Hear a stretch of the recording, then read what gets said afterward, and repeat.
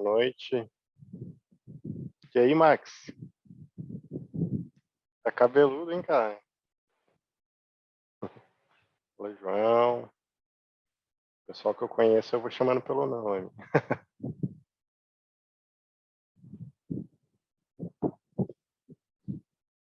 Sejam muito bem-vindos aí. A gente vai aguardar um pouquinho aí, porque a gente teve bastante inscritos. Dá tempo do pessoal chegar.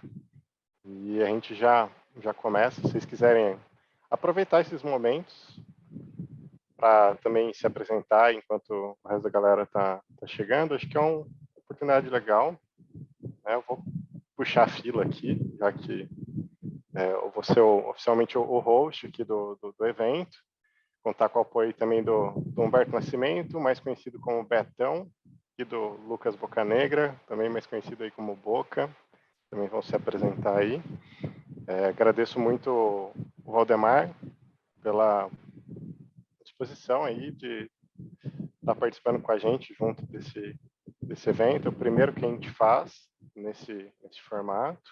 Esperamos que depois desse experimental aqui a gente possa fazer outros eventos aí, trazer outros convidados, né? E reforço que a participação de todos aqui é muito importante. A gente já tem algumas perguntas que vocês enviaram para ter temas aí para a gente discutir.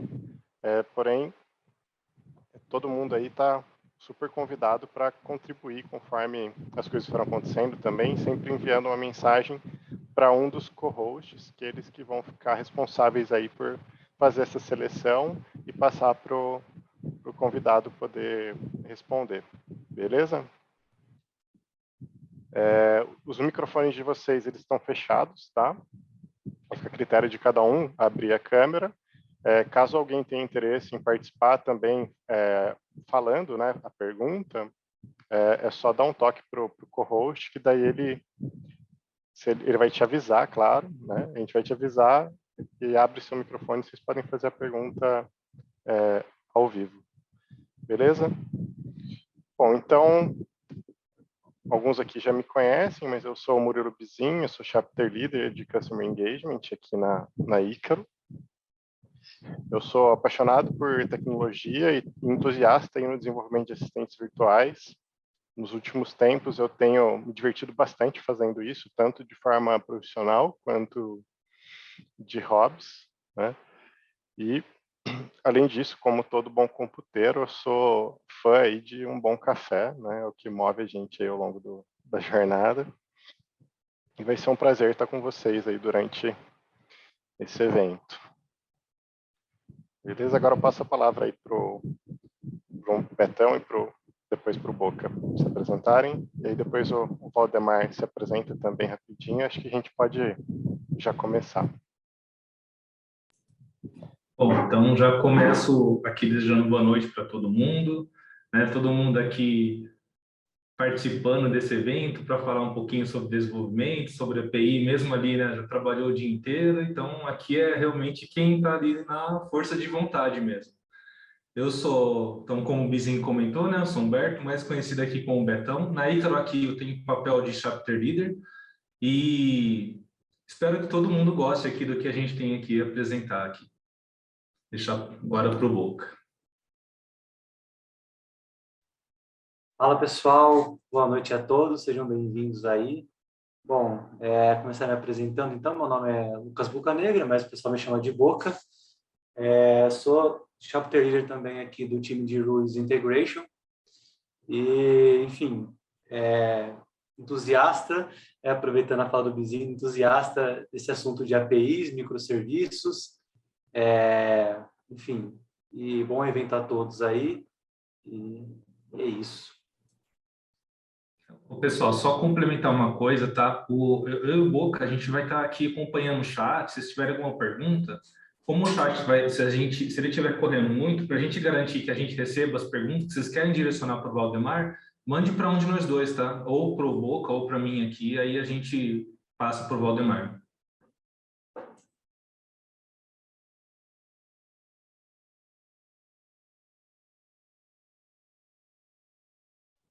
Vizinho, pode tocar aí.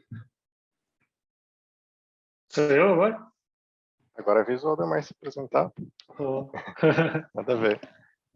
Não, então é isso aí, galera. Sou Valdemar Neto, acho que para quem já viu algum conteúdo meu, tem meu canal no YouTube que é Valdemar Neto Dev Lab. Para quem não viu também, se digitar Valdemar Neto lá, provavelmente ele deve ser o único. Pô, é muito massa poder estar aqui. Acho que uma coisa que eu sinto bastante falta é de eventos assim e tal, e poder participar de meetups e conversar sobre desenvolvimento é uma coisa que eu gosto bastante.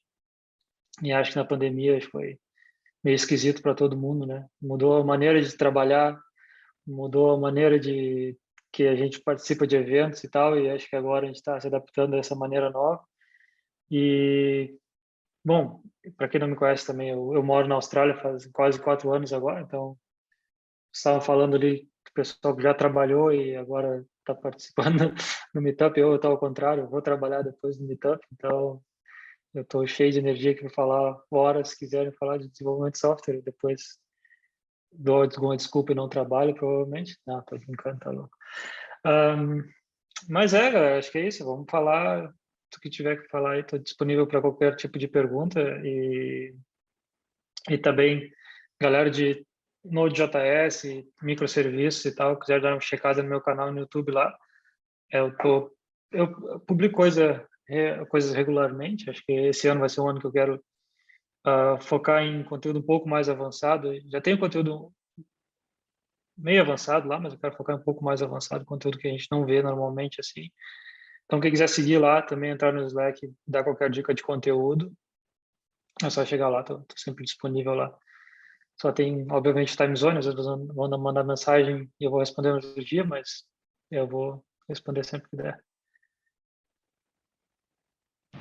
Só a título de curiosidade aí também, eu e o Betão e o Boca, a gente tirou aí um bom tempo para ficar assistindo vários canais aí no YouTube. E o que realmente chamou nossa atenção aí foi o do Valdemar, justamente pelos conteúdos diferenciados que ele faz aí, assim, tanto de profundidade técnica, né, quanto da própria didática ali. E ainda não terminei, mas estou no meio do curso lá que você soltou, da API para ver como que está o tempo aí, para pegar uma onda aí na Austrália. Tá bem bacana, uma experiência bem legal. Então, reforço aí o convite para todo mundo que estiver interessado em aprender mais e se aprofundar mais no Node mesmo, no TypeScript também, e nos testes, né? Que é algo que o Valdemar foca bastante também no conteúdo dele. Segue lá, ativa o sininho, né? Ativa o sininho, né? Dá like, ativa o sininho. Curta todos os vídeos e aproveita o conteúdo, cara. E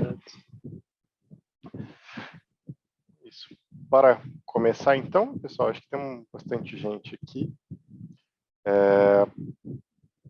Só para avisar, o workshop aqui, né, o Meetup, ele está sendo gravado, tá? A gente vai avaliar depois de compartilhar aí, ou no canal do próprio Valdemar, ou no da Icra, ou nos dois, por que não, né? E como a gente mencionou, né, procurem usar o chat para everyone, para trocar informações gerais, mas perguntas que surgirem ao longo da nossa conversa aqui, enviem para os co-hosts aí, o Betão e o Boca, tá? E também para quem quiser levantar a mão para abrir o microfone, é só usar os emojis aqui, as reactions que tem no Zoom. Então, a gente vai começar aqui, ó, a primeira pergunta que o pessoal fez para o Valdemar. Essa pergunta aqui foi o pessoal da Ícaro que enviou, né? Eu acabei de esquecendo de anotar o nome aqui do profissional, depois eu confiro. Mas quais dicas que você daria para um profissional que quer construir a sua primeira API? O que você considera essencial saber antes de começar? Nossa, coincidentemente, foi eu que fiz essa pergunta aqui. Então, tu sabe o nome do profissional. Tipo, vou deixar a cola aqui para os próximos. Bom, já que tu fez essa pergunta, tipo, é isso uma pergunta mais genérica ou é uma coisa do contexto de vocês, assim, tipo, você tem ideia, assim, de uma API mais tipo pública ou privada? O que tu tinha em mente quando tu perguntou? Eu vou falar dos dois, mas só para ter uma ideia. Não, no geral seria mais genérica mesmo. Inclusive, essa questão de API pública e privada talvez seja algo que, dependendo se o profissional está bem no começo, às vezes ele nem sabe ainda que tem essa diferença, né, entre as APIs, né? Então, é bem genérica mesmo. Não, legal. Eu acho que esse ponto é interessante. Cara, eu acho que, começando, assumindo que vai ser uma API pública, né, que outras pessoas de fora vão consumir, não só internamente, né?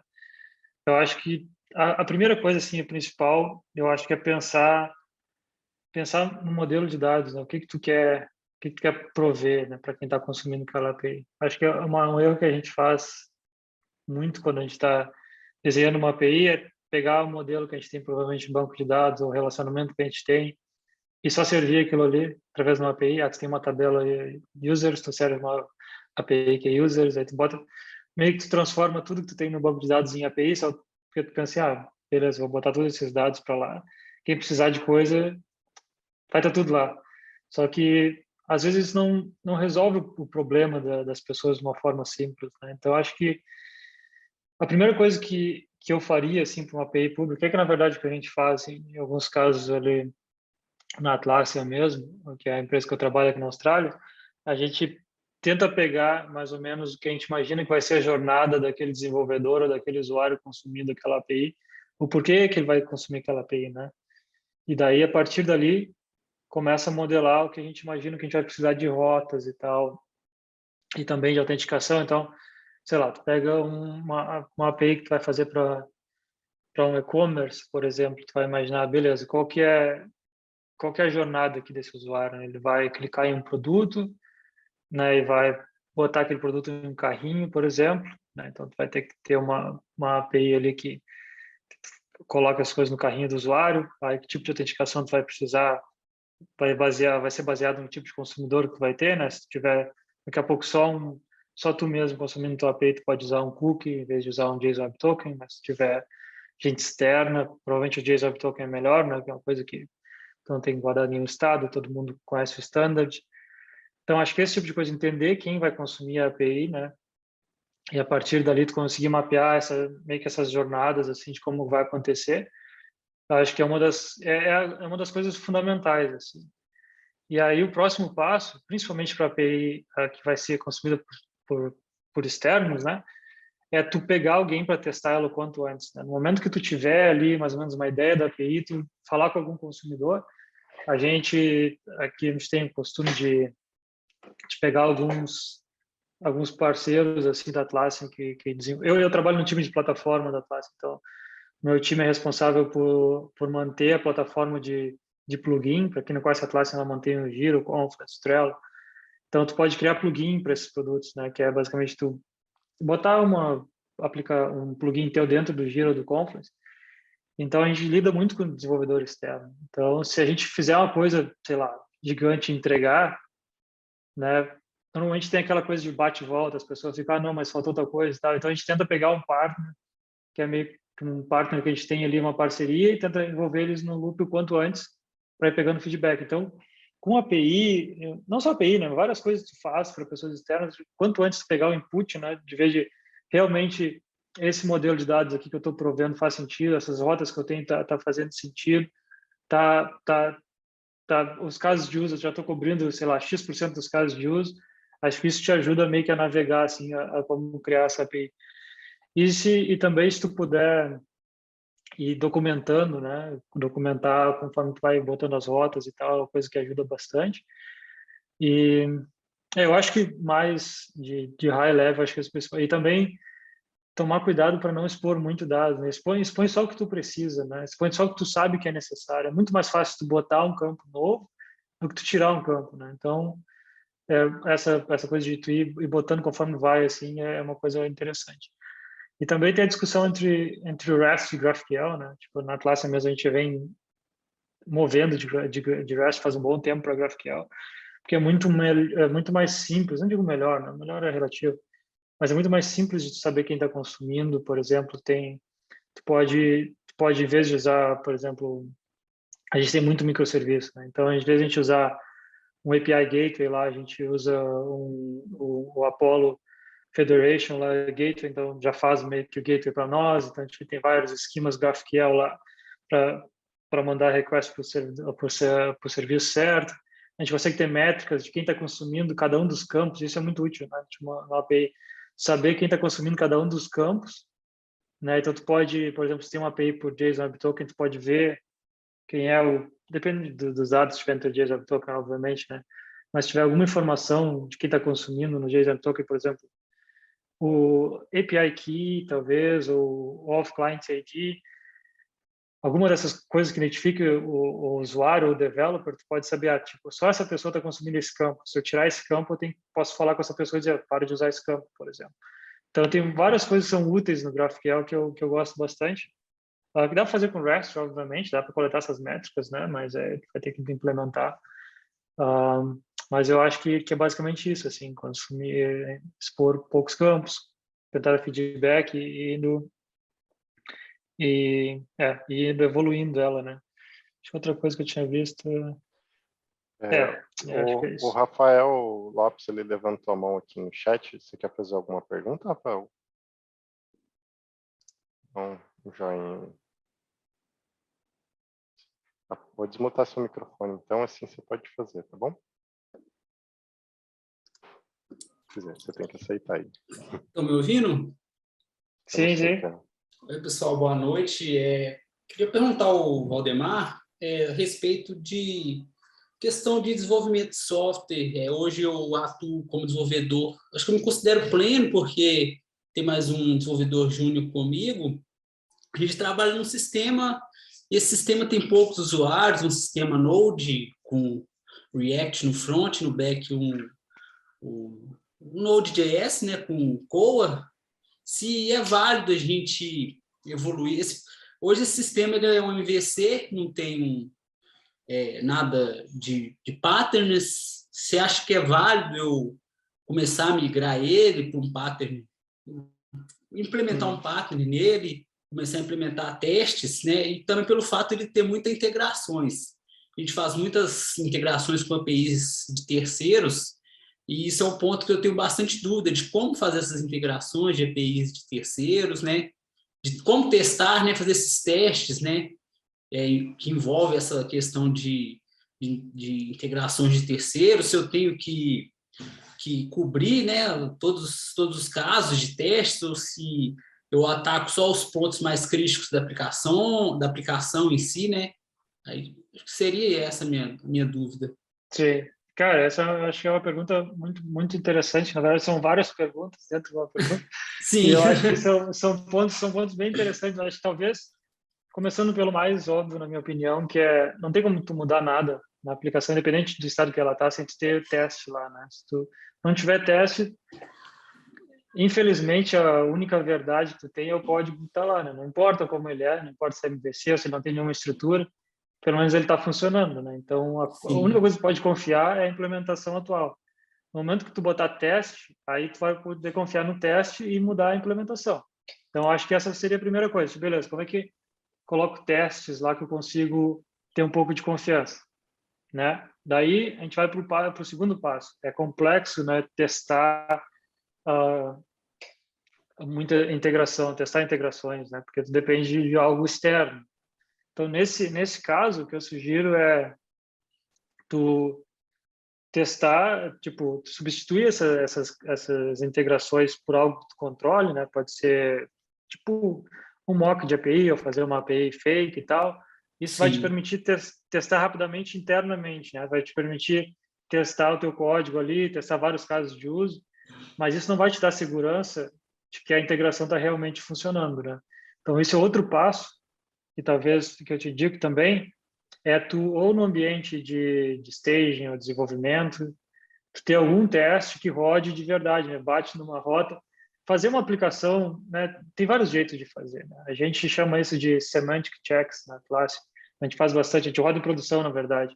A gente pega ali jornadas, né, de usuário, de developer, e escreve e faz aquilo ali virar um teste, né? Tem por exemplo, o e-commerce de novo.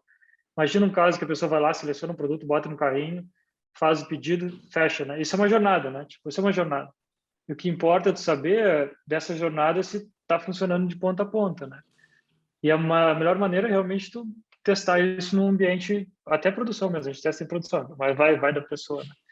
Então, tu botar alguns testes desses, cobrindo os casos mais críticos, isso vai te dar a segurança de tipo, beleza, a integração está funcionando realmente, aí tu pega ali uns app paths, né?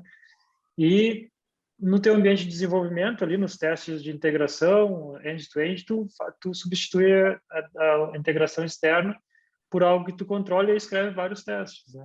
No momento que tu tiver isso, tu vai ter uma segurança de tipo, beleza, eu sei o que está acontecendo aqui, eu estou seguro de mudar esse código, e aí tu vai ver se realmente faz sentido mudar ou não o código, né? Se eu não sei o quanto esse teu serviço que tu falou, ele muda ou ele vai crescer.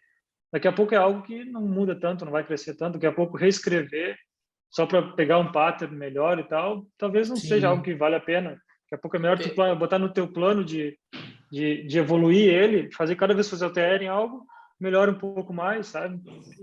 Sim, até às vezes o que surgiu para a gente, né, foi dado um conselho para a gente de migrar para um framework, né, um Nest. E eu também fico com essa dúvida se é válido isso, se é interessante, até pelo fato de ser em TypeScript, né? Cara, eu acho que essas coisas são tudo válidas, né? Acho que no contexto certo é válido, mas tem que sempre pesar se realmente vale a pena, né? Porque sempre tem algo melhor, né? Algo que vai parecer melhor, né? Ou a gente vê, eu acho que a grande sacada de software é tu saber estudar várias coisas, ver várias coisas e aí tu filtrar ela por o que tu precisa, né? E a partir dali tu aplicar aquelas coisas. Sim. Porque se tu ler um livro, vamos falar de Clean Architecture, por exemplo, que é uma parada que eu sempre falo um monte. Tu lê o livro, tu pensa, caramba, eu vou reescrever todas as coisas em Clean Architecture. Aí quando tu começa a escrever, tu vê que tipo, não é assim. Eu tenho que pegar algumas coisas daqui e aplicar.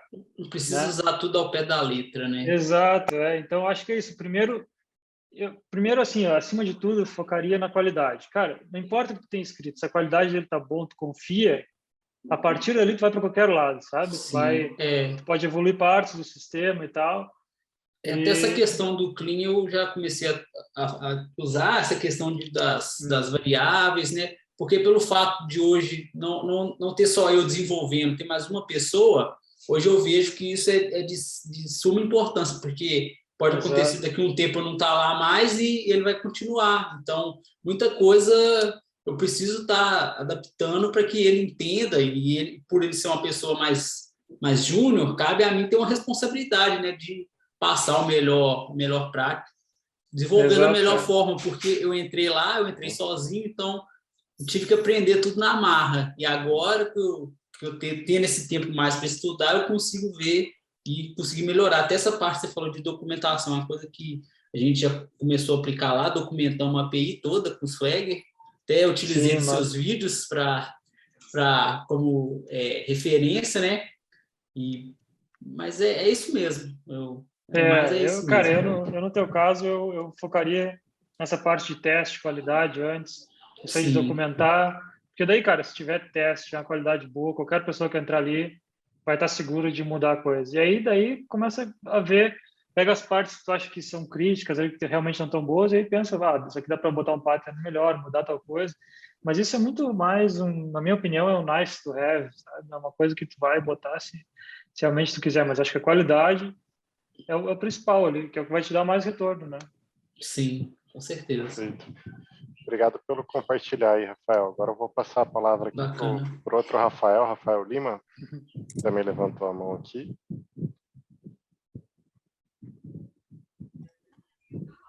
Opa, tá me ouvindo? Sim. Então, minha pergunta eu já tinha visto alguns vídeos seus antes. Cara, eu queria saber como é que você chega a estudar um módulo do Node? Eu vi um vídeo seu que você estava falando de como tem um módulo de cluster do Node, de usar outras threads e tudo mais.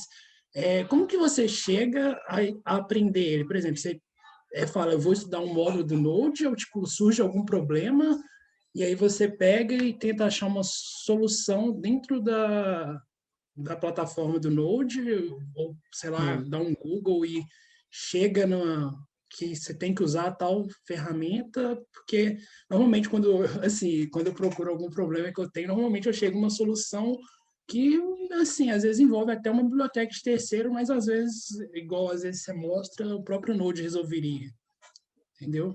Eu acho que, cara, essa é uma pergunta muito interessante e agora até me fez pensar como que eu faço, na verdade. Eu acho que o mais fácil, cara, assim, o que eu faço agora, parando para pensar, é o lance de é realmente o que tu falou, né? Quando precisa de uma coisa, tu vai lá e procura, é uma coisa que tu vai ali meio que proativamente procurar, e aí baseado no que tu achar de resposta, tu vai filtrar o que tu acha melhor e vai implementar. O que acontece realmente para mim é que eu começo a seguir principalmente as newsletters do Node, os updates do Node. Então, em vez de eu receber toda a informação, tipo, numa vez assim, tá tudo aqui sobre módulos ou tudo da maneira de fazer, eu meio que vou acompanhando o que está acontecendo, sabe? Tipo, de uma versão do Node, sei lá, do 15 para 16, não vai acontecer uma coisa gigantesca, né? Vai vir, sei lá, 3 updates, talvez um deles vai ser uma nova funcionalidade.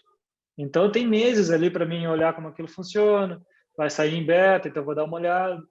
Então, se tu botar isso no meio que no teu dia a dia, assim, de coisas que tu realmente gosta, tu começar a acompanhar elas, assim, tu vai conseguir acompanhar, né? Saiu o módulo, tipo, cara, o módulo foi, sei lá, anos, né? Eu acho, tipo, para chegar no módulo no Node, até agora não está totalmente implementado ainda. Então, a primeira vez que saiu a discussão sobre vamos implementar módulos, eu comecei a olhar, beleza, assim que vai funcionar. Aí já tinha no Babel, eu acho.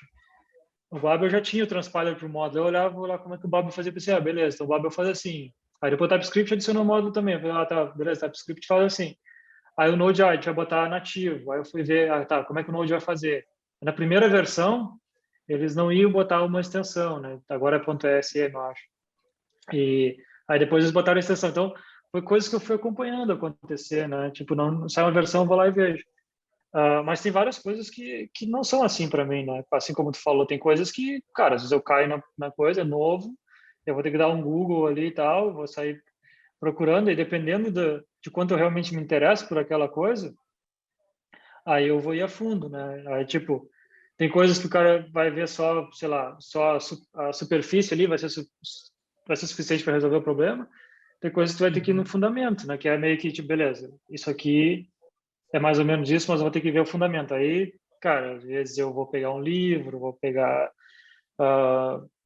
vou ir pegar um curso, talvez. Isso aconteceu comigo recentemente, já 2, 3 anos atrás, com DynamoDB, que é o banco da Amazon lá, para quem não conhece, que era totalmente novo para mim, né? Que ele é meio que um key value, ele é diferente, ele é NoSQL, mas ele é chave-valor, ele é bem diferente dos outros bancos. E foi uma coisa que só o Google não adiantava, sabe?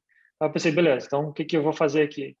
Aí eu comprei um livro, que é um livro bem massa, que é Dynamo Book, eu não sei como é que é o nome, mas eu mando aqui depois no chat.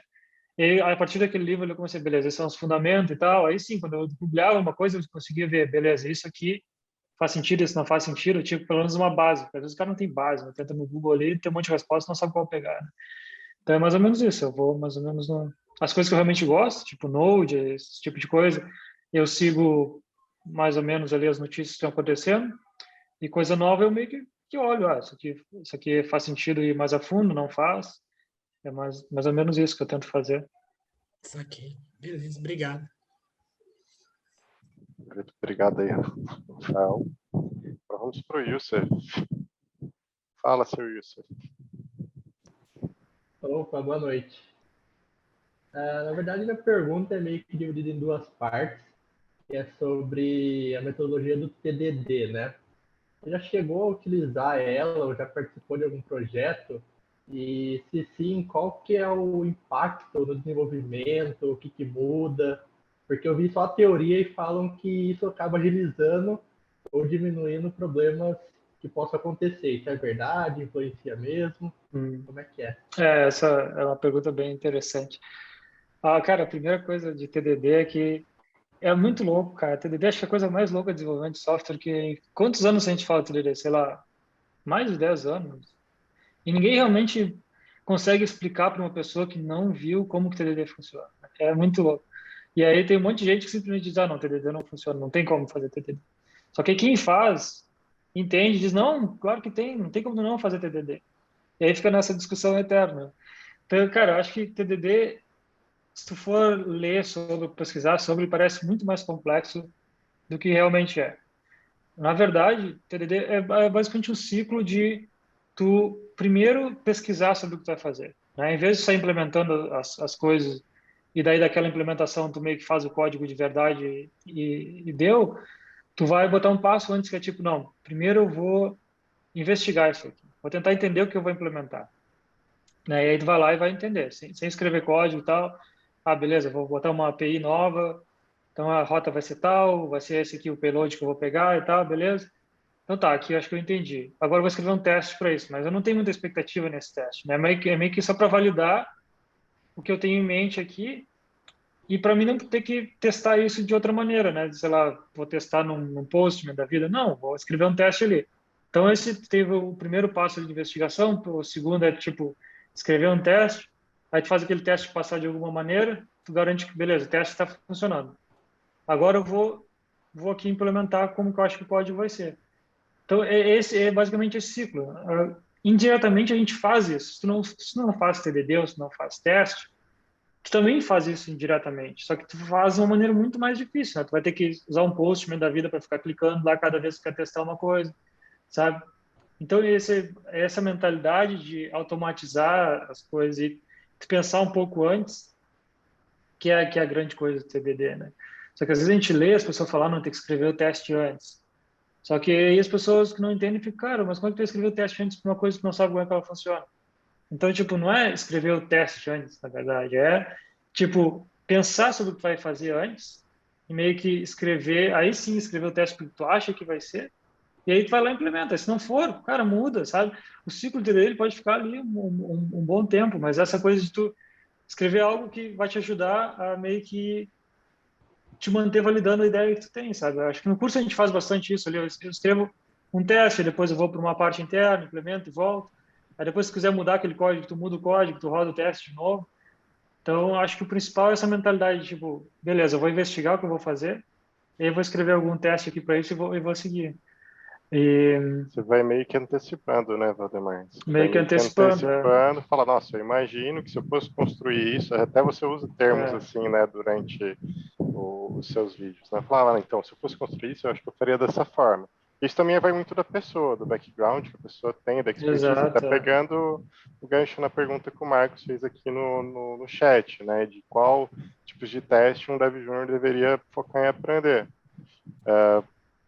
Daí, para mim, assim, depende. Talvez começar com um teste unitário, ao invés de já mais simplificado ali, né? Ao invés de pensar de algo que já está pronto, que talvez seja mais fácil. Aí, conforme você vai ganhando maturidade, né? Aí você vai é, evoluindo para outros tipos de teste, né? Tanto de cobertura do código ali, quanto até de metodologia de desenvolvimento. Né? eu acho que muito mais do que TDD, o teste em si é uma coisa difícil de entender inicialmente, né? Porque envolve várias coisas que a gente não pensa muito nelas, né? Eu lembro que quando eu comecei a aprender teste, uma coisa que não fazia sentido para mim era como é que eu testo o método privado? Eu procurava na internet como testar o método privado. Aí tinha lugares que as pessoas falavam umas coisas muito hack para fazer, pegar reflection, pegar o método privado e testar. Mas quando tu entende a lógica de teste, tu entende o fundamento de teste, tu vê, tipo, beleza, se o método é privado, ele não é para ser exposto na implementação, né? Ele é parte da implementação pública da classe do que for. Então, tu testando o método público, que chama aquele método privado, tu vai testar aquele método privado também. Beleza. Só que esses fundamentos de teste é difícil, né? É complexo de entender. Então, eu acho que se eu fosse indicar para alguém começar por testes, assim, eu acho que o teste unitário é uma boa, mas às vezes envolve muito mock, esse tipo de coisa que às vezes é complexo.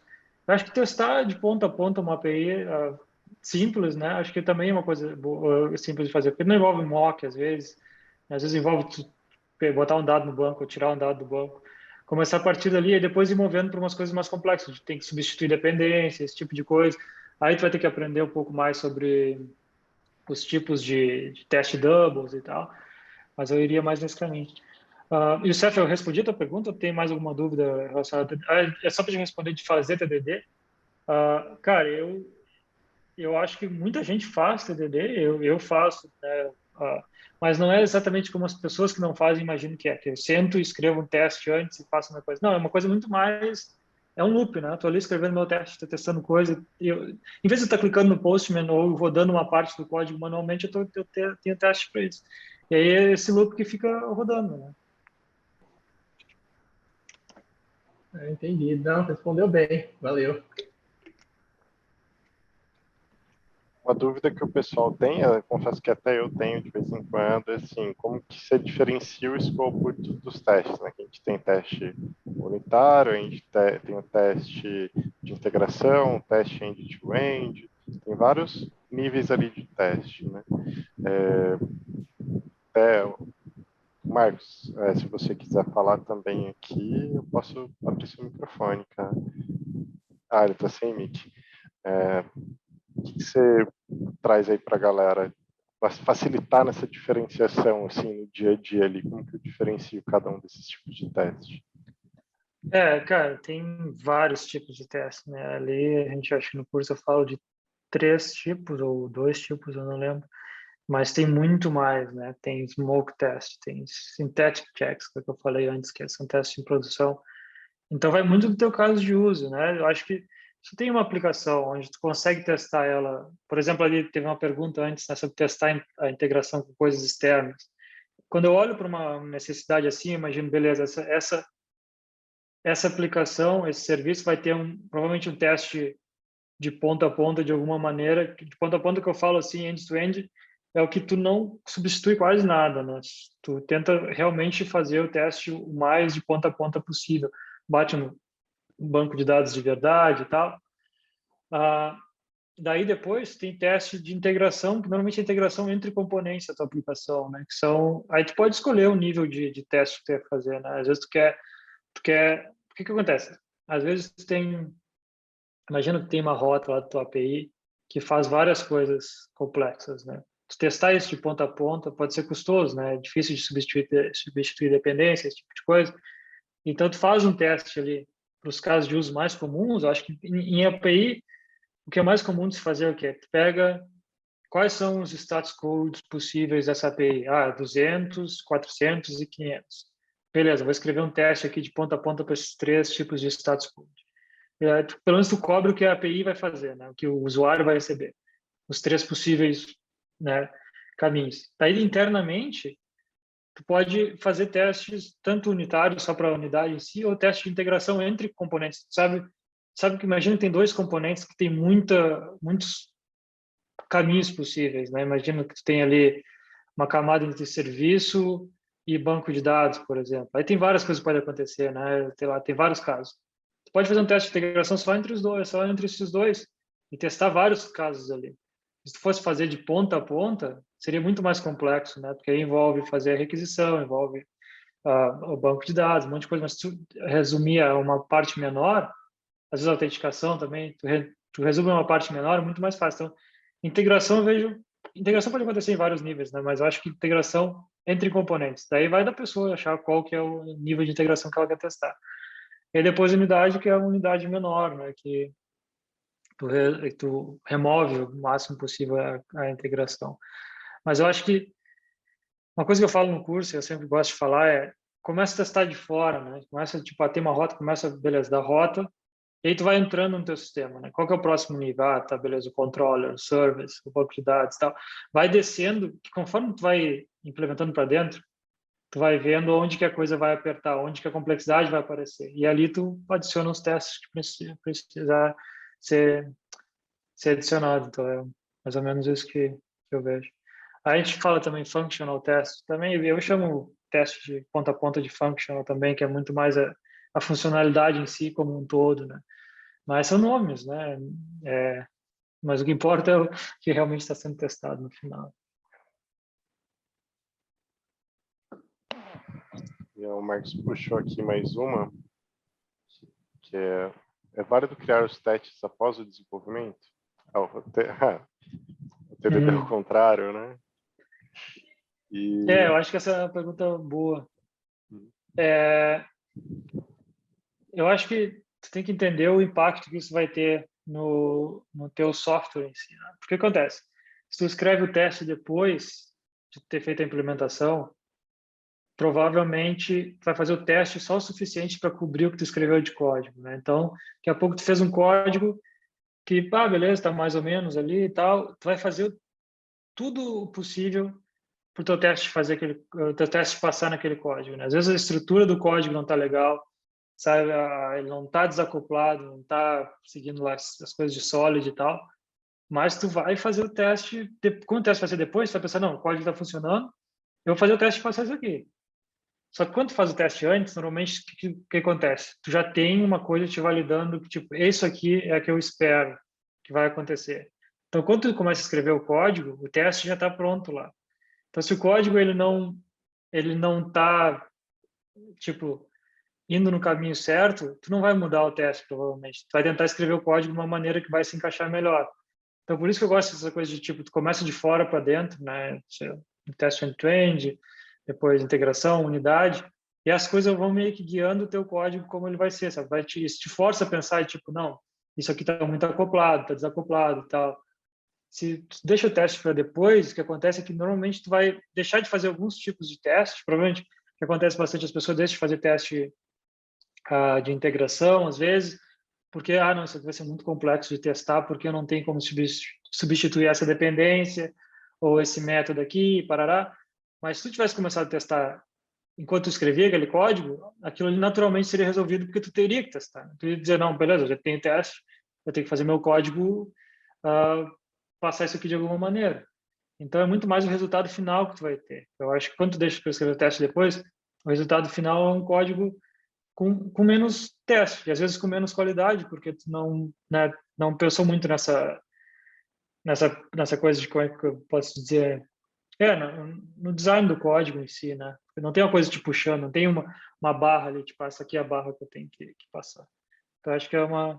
Por isso que a gente fala que na TDD não é uma metodologia de teste, em si de desenvolvimento, né? Teste é só um resultado de tu tá ali seguindo essa metodologia, né?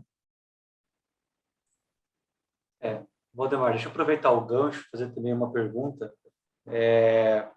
O que você recomenda para um sistema que ele já existe, já está rodando e não tem testes? E o sistema funciona, né, obviamente, e aí eu quero começar a partir de agora. Eu me preocupo em testar o que eu já tenho antes de começar a fazer, ou eu ignoro o que eu já fiz e começo para o que está entrando novo? O que você recomenda para esse cenário? Cara, eu acho que a primeira coisa que eu recomendo é o livro aquele Trabalhando Efetivamente com Código Legado, é um livro muito interessante.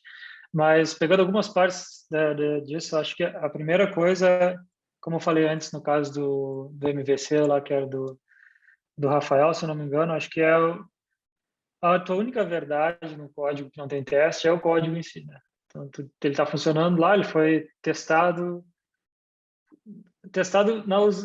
pelo uso, né? As pessoas lá usando, e os bugs foram encontrados por pessoas e tal. Então, eu acho que, beleza, então, a única verdade que tu tem é aquele código, não pode mudar aquele código, porque daí não tem o que vai te assegurar que as coisas vão estar funcionando, né?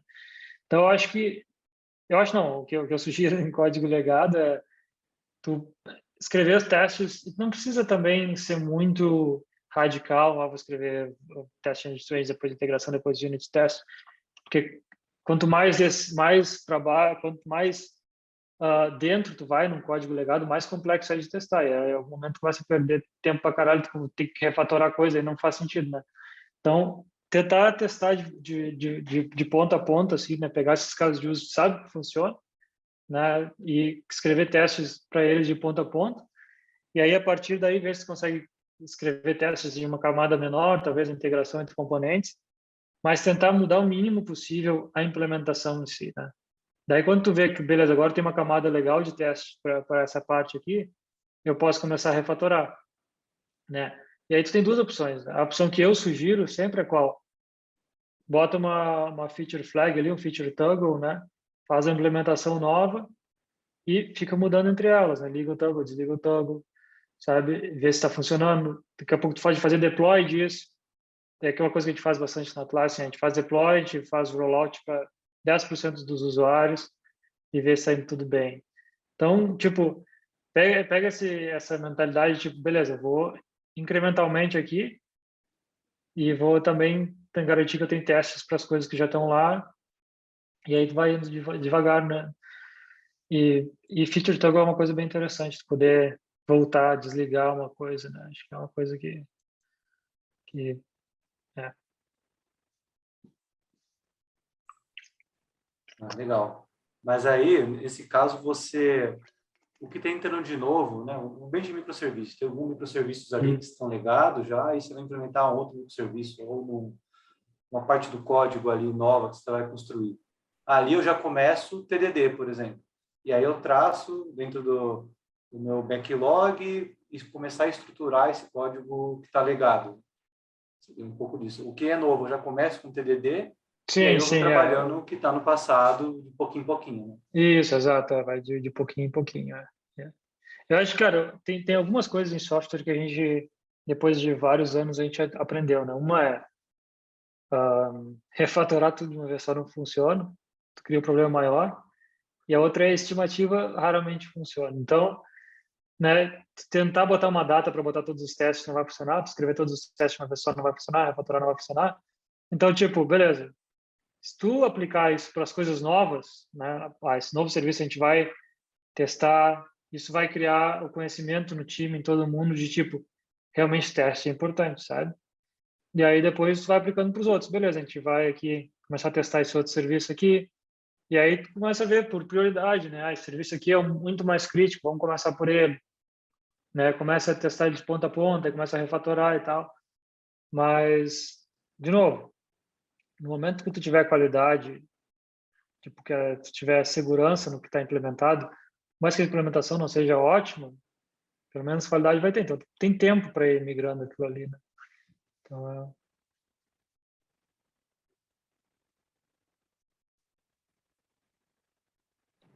Beleza? Obrigado, Valdemar. Boca, esclarecido? Beleza. Então, vamos para o Max. Tinha levantado a mão aqui. Max, a sua pergunta é válida ainda? Sobre o seu mic? Beleza.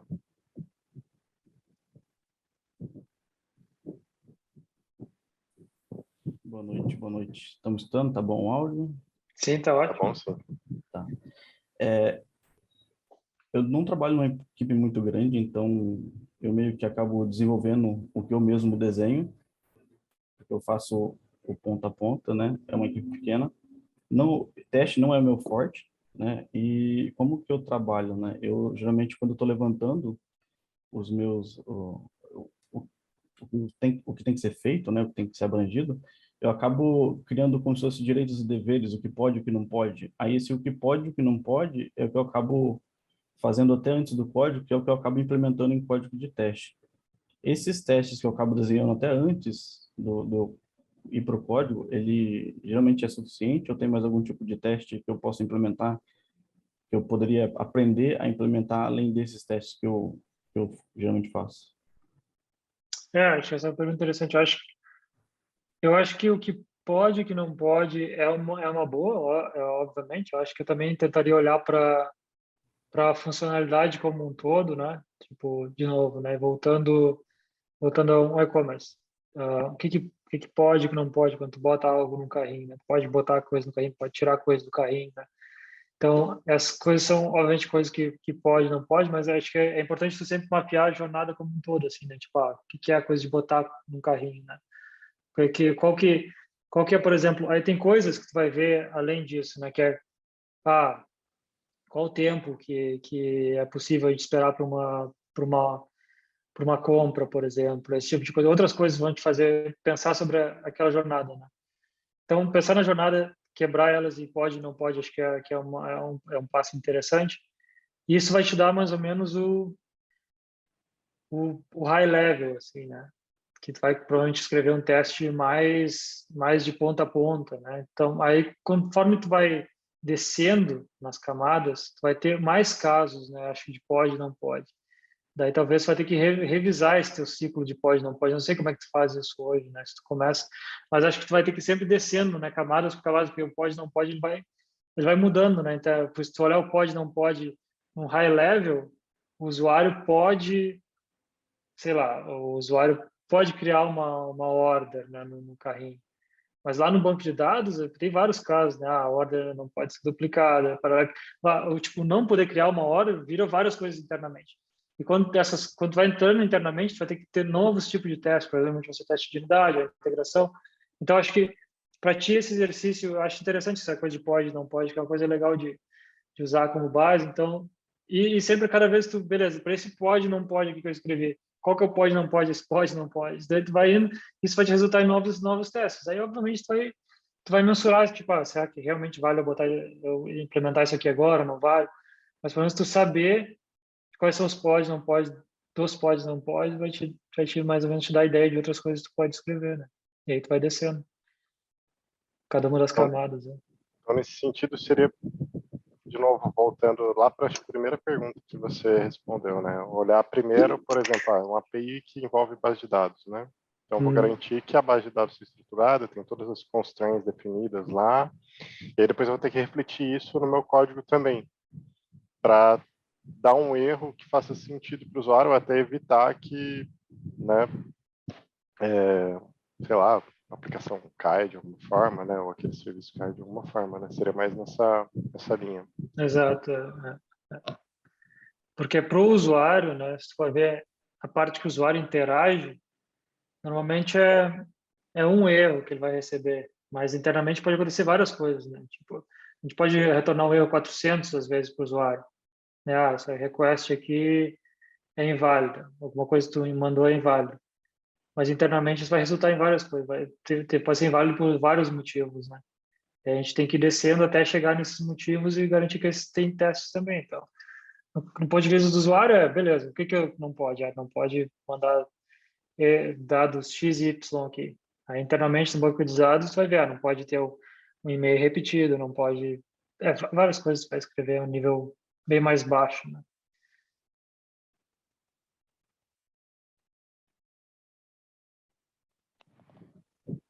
Max, tem mais algum ponto? O Albert levantou a mão. Nada a ver, Albert. Opa, boa noite. Vocês conseguem me ouvir bem? Sim, sim. Ainda nesse assunto de teste, recentemente a gente, só para antes, né, contextualizar, na nossa stack, a gente utiliza o MongoDB e aí a gente precisou buscar mais de 3.000 itens de uma vez para poder retornar para o front. E aí o Mongo ele começou a retornar um erro, um cursor ID e tal. E aí a gente, no caso aí eu dei uma olhada, dei uma pesquisada, criei uma nova sessão, passei para dentro da aggregate que eu estava fazendo. E aí, ok, show de bola, a gente resolveu o problema. Eu fiz um teste logo em seguida com Jest para tentar, assim, logo em seguida não, perdão. Eu fiz um teste sem utilizar essa sessão para ver se com Jest eu conseguia replicar esse problema, né? Para a gente não ter mais isso, apesar de a gente já conhecer a solução, mas a gente fazer tipo um teste de carga em cima do banco. Você acha que o Jest, esse tipo, um teste de integração, né, que a gente fez a chamada no banco, replicando a requisição. Você acha que é válido a gente utilizar esse tipo, o Jest ou alguma outra ferramenta de teste para poder fazer esse tipo de teste de carga no banco, para ver se ele retorna algum erro e tal? Cara, eu acho que para teste de carga, eu acho que até tinha uma pergunta, né, sobre isso. Acho que para teste de carga, o melhor é realmente fazer um teste de carga, né? Porque esse teu caso específico daí até não é uma limitação de recurso, né? Uma limitação da API do Mongo, acho, né? Tem um número X que depois disso tem que passar um cursor, ele não vai retornar. Isso aí, beleza. Mas vão ter outras coisas que tu não vai conseguir testar, né? Com o Jest, por exemplo. Imagina que tu tu chega no limite de recurso da máquina ou de memória, esse tipo de coisa. Então, isso aí é muito melhor tu usar uma ferramenta tipo o Gatling lá para fazer teste de carga, daí tu pode subir o ambiente. A gente aqui, a gente faz dois tipos de teste de carga. Um é, a gente sobe um ambiente ali, uma máquina só, com recurso fixo, e roda um teste nela. Esse aí é um passo do nosso CI lá que a gente roda às vezes. Isso aí é só para a gente ver se, beleza, nessa mudança que a gente fez, a performance mudou ou não mudou. E aí depois a gente também tem testes que a gente roda às vezes no ambiente de produção mesmo, ou não diretamente de produção, a gente faz um clone de produção, mas a gente roda também com recurso similar, a gente vê, beleza, com X número de usuários, a gente consegue servir X número de usuários com esse tipo de recurso aqui. Então, esse caso de teste assim, talvez seria melhor tu rodar, tu ter um ambiente meio que pronto lá, que tu conseguisse subir de uma maneira simples e conseguisse rodar esses casos, assim. Então, fazer um clone de produção de vez em quando, rodar. Porque tem coisas que, por mais que tu tente testar, elas vão acontecer, né? Não tem como prever todos os casos, né? Então, tem coisas que, quando tu começa a ir escalar, tem que estar preparado, tipo, beleza, coisas vão acontecer, a gente tem que estar preparado para, sei lá, pegar isso aqui, aprender e arrumar. E coisas assim, como essa que tu falou de... Essa aí da API, talvez tu consiga testar, e talvez... Mas vai ter outros casos que não vai conseguir testar, né? Por exemplo, com o Mongo tu tem casos de tipo replicação entre shard, delay, esse tipo de coisa. Essa é coisa que só um teste de carga real vai te dar. Então, daqui a pouco aqui a gente tenta rodar todo mês, por aí, um teste de carga no clone de produção para ver se está tudo ainda como a gente estava assumindo. São coisas que tu vai botando no teu dia a dia, né? E quando acontecem essas coisas, não se assustar, assim, pensar, putz, a gente não testou esse caso de uso. É ter a mentalidade tipo, cara, a gente está escalando, isso aqui foi inesperado, né? Vamos arrumar, melhorar para não acontecer da próxima vez. Então, é, é um balanço entre o que dá e o que não dá para testar, né? Eu acho que é mais ou menos isso.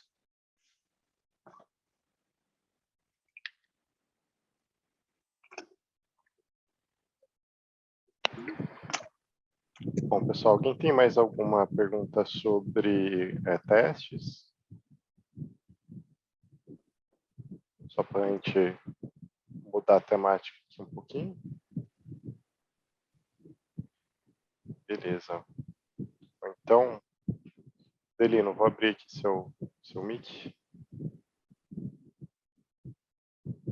Só te achar aqui, cara. Achei. Estão me ouvindo, pessoal? Sim, sim. Beleza. Boa noite, Valdemar, tudo bem? Mudando um pouco o foco aqui, na verdade, mudando bem o foco da pergunta. Enfim, não sei se é uma impressão minha, né, uma visão equivocada, mas às vezes eu tenho a impressão de que atualmente o mercado e até mesmo os programadores estão muito voltados a tecnologias específicas ou uma stack de tecnologia. Por exemplo, sei lá, você está no LinkedIn e a empresa está contratando exatamente pessoas focadas em tal tecnologia, e nem tanto mais as pessoas estão focando em conceitos. Você acha que isso de fato acontece mesmo? Você acha que isso é um problema, tipo, especificamente, talvez no Brasil, se no exterior isso também acontece? E se você vê isso como um problema, e que se isso pode afetar o nosso desenvolvimento dessas tecnologias que a gente usa atualmente? Porque se a gente não, digamos assim, não tem a base, não tem o conceito, a gente não consegue evoluir algo que a gente já tem, porque a gente só sabe como usar aquele algo que já está pronto, sabe? Então eu queria saber sua visão sobre isso. Sim, não, sim, não. Cara, eu acho que são várias perguntas complexas com várias respostas, né? Eu acho que tem espaço para todo mundo no mercado, assim como tem todo tipo de empresa no mercado, né?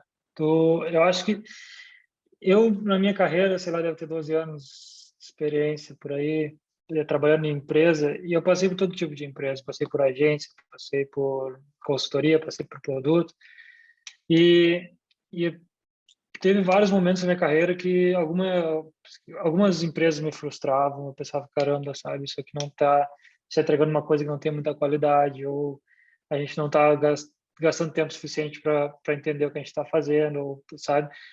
Mas aí depois eu paro para refletir e penso, cara, no contexto da empresa em si, cara, uma empresa pequena, numa agência, a coisa que estava sendo entregue era uma coisa que às vezes é temporária, né? Tu faz ali uma coisa X que vai ser usada por uma promoção e depois vai embora, né? E se tu perguntar para o cliente, assim, tipo, beleza, qual que é o nível de qualidade que tu quer ter aqui? Vários vão dizer assim, a gente quer que funcione bem, mas não é uma coisa para longo prazo. Então, às vezes, a gente tem que equilibrar o nosso ego, isso aí, entender onde a gente está, né? Não querer cobrar do ambiente que a gente está, uma coisa que não é nem relevante para o ambiente que a gente está, né? E também saber qual que é meio que os valores da gente, né? Tem coisas que tu vai criando, conforme tu vai evoluindo na tua carreira, tu vai criando valores, né? Não sacrifica qualidade, sabe? Então, tu vai tentar refletir isso no ambiente que tu vai trabalhar, que tu vai escolher para trabalhar. Porque hoje em dia, cara, é muito fácil, né? No momento que tu chega ali em pleno, tu achar um trabalho é muito fácil, né? Tem muita demanda, né? Se tu procurar ali e tal e seguir se todas as coisas estão acontecendo, então tu consegue meio que encaixar o que tu acha que são teus valores no trabalho que tu acha. Então, eu acho que essa é a primeira coisa, tentar encaixar.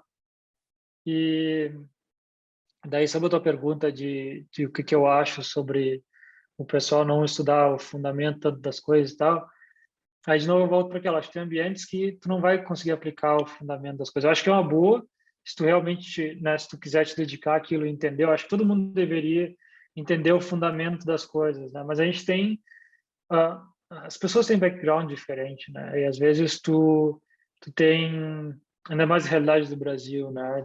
Tipo, muitas das pessoas, assim, como foi meu caso no início também, tu meio que sei lá, tu trabalha para pagar a faculdade, umas coisas assim, então tu tem que acelerar aquele teu passo inicial ali, não pode dar. Aqui eu vejo na Austrália mesmo, a galera às vezes entra na Atlassian como trainee, e aí eles estavam, sei lá, X anos na faculdade, não precisavam trabalhar e tal. Tipo, a galera teve um tempo para, caramba, começar lá da base, sabe, ver as coisas com tempo, aí começar a trabalhar numa empresa grande com calma. Tipo, eles fundaram uma base ali com calma, mas não é uma realidade que a gente tem muito no Brasil, né? Alguns têm, mas não é todo mundo que tem. Então, meio que às vezes a gente pula essa etapa inicial e já começa uma coisa de, cara, eu quero pelo menos ter uma renda boa aqui para pagar minha faculdade e a minha vida básica. E aí daí não é todo mundo que vai voltar atrás, né? Esse passo de tipo, beleza, agora eu vou voltar para entender o fundamento. Agora que eu estou estável, eu vou voltar para entender o fundamento. E eu não acho que isso é uma coisa inteiramente ruim. Eu acho que tem espaço para essas pessoas. Eu acho que o que acontece é que tem que ter alinhar a expectativa de uma forma realista. Tipo, se tu quiser aplicar para uma empresa bem maior, tipo, sei lá, Google, Facebook, empresas que realmente estão criando coisas que são totalmente novas, né? Tipo, Atlassian também, a gente tem, sei lá, várias coisas, tipo Bitbucket, né? Que é uma parada muito louca, low level. Tu vai ter uma curva de aprendizado muito maior do que quem veio do fundamento, né? Então, acho que esse nível, está disposto a, beleza, eu quero aplicar para essa empresa agora, então eu vou ter que realmente ir lá entender o fundamento e tal. Mas eu não acho que as pessoas que não entendem o fundamento ou que usam só os frameworks, as coisas, elas são um problema para o mercado ou algo assim. Eu acho que sempre tem um balanço, né, da empresa que ela precisa, a pessoa e tal. E aí vai da empresa que está contratando, né, de setar mais ou menos a barra do que precisa ali. E aí a pessoa saber se ela quer ou não aquele desafio. Isso é mais ou menos o que eu penso. É uma pergunta bem complexa, assim, mas eu acredito que cada vez mais tem espaço, acho, para todo mundo. Porque eu acho que tem uma coisa boa também em saber as ferramentas e tal, porque às vezes tem muita gente que é muito focado no baixo nível, no fundamento das coisas e acaba não utilizando coisas que a gente já tem pronta por, sei lá, ter preconceito, não vou usar isso aqui porque já existe. Então é um balanço muito complexo, né? Que é muito mais fácil a empresa se setar e aí as pessoas que gostam daquilo ali entrar nela do que o individual em si, né? Sim, eu concordo com você e, tipo, eu fiz mais essa pergunta porque, às vezes, assim, na roda de amigos, assim, a gente acaba vindo um pouco nesse bate-papo e as opiniões são bem divididas mesmo, mas que nem você falou, vai muito do Exato. background de cada um da realidade e até mesmo do momento da vida da pessoa, né? Eu concordo Exato. contigo. Cara, na verdade, tipo, a gente discute essas coisas, mas não tem tem várias coisas que não tem uma resposta certa ainda, né? Tipo, eu vejo as pessoas discutir muito sobre React, ainda discutir. Mas mesmo que as pessoas usem React, só React, sem saber JavaScript e tal, parará, tem uma inovação acontecendo ali, né? Que vai puxar para a próxima coisa acontecer, né? Então, sei lá, é que mesmo a discussão que tu vê hoje em dia em blockchain, cripto, um monte de gente fala, blockchain não serve para nada, parará. Mas toda inovação leva tempo, né? Tipo, as coisas, tu tá mudando algo, tu tá ensinando as pessoas estão entendendo aquilo ali, aí talvez a próxima geração vai ter um entendimento melhor, então quando a gente está dentro da coisa em si, às vezes é meio frustrante, né? Às vezes tu vê, putz, sabe? Às vezes tu sabe muito sobre uma coisa e tu vê, sei lá, tu sabe muito sobre JavaScript vanilla, e tu vê o React, ou as pessoas usando React, podia estar resolvendo com JavaScript, pensa, caralho, por que tá fazendo isso, né? Mas faz parte, né? Tipo, é um assunto interessante, complexo. Valeu. Bom, vou pegar aqui, antes de passar a palavra para o João e logo em seguida para o Wilson, vou pegar aqui uma dúvida do Marcelo, que tem a ver com até que a gente estava falando sobre fundamentos, né? Então, o Marcelo Nunes aqui perguntou se tem algum repositório público ou de alguma aplicação que foi muito bem implementada que você recomende para usar para estudar, onde foi usado os princípios SOLID, né, teste unitário bem escrito, integração, etc. Alguma aplicação pública que realmente seja de referência para a galera olhar lá e falar, não, ó, isso aqui realmente é um código que está seguindo todos os fundamentos, ou se isso não existe um código assim. Essa parte eu que incluí na pergunta dele, só para... Cara, que segue todos os fundamentos, cara. Eu acho que os códigos bons que eu tenho visto, assim, ultimamente, é que eu tenho começado a seguir mais um pouco a parte de cripto, assim, blockchain, para quem conhece.